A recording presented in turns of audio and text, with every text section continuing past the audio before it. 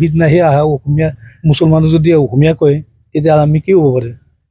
এক নম্বৰ প্ৰথমতে আমি দুৰ্ভাগ্য বুলি ক'ব লাগিব, তেওঁ অসমৰ মানুহবিলাকক নাজানে।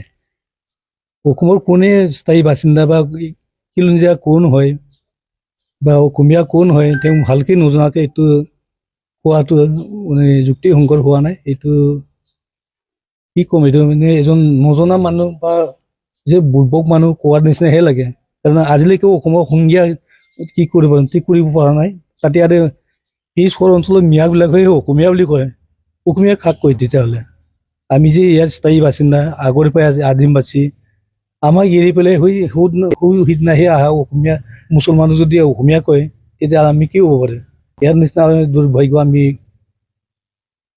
ক'ব নোৱাৰোঁ, দুৰ্ভাগ্যই ক'ব লাগিব। মানে অসমৰ মানুহ হৈ মানুহক চিনি নাপায় আৰু আদিমবাসীক তেওঁলোকে অসমীয়া বুলি নাভাবি এই বাহিৰা মানুহে চৰ অঞ্চলৰ মানুহে তেওঁলোকে অসমীয়া ভবাটো একেবাৰে দুৰ্ভাগ্য।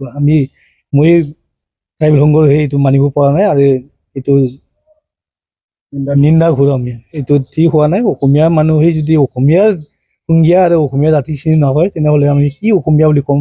আৰু অসমৰ তেওঁ সাহিত্য সভা এটা ডাঙৰ এটা অনুষ্ঠানক সংগঠনক চলাই কেনেকৈ জীয়াই ৰাখিব, কাক অসমীয়া ক'ব, কাক বড়ো ক'ব, কাক মিচিং ক'ব, এটা সময়ত এটা হুলস্থুল পৰিৱেশ হ'ব যেন লাগে, এনেকুৱা লাগে। মোৰ ফালৰ পৰাই আমি এইটোৱেই আপোনালোকক জনাওঁ এতিয়া।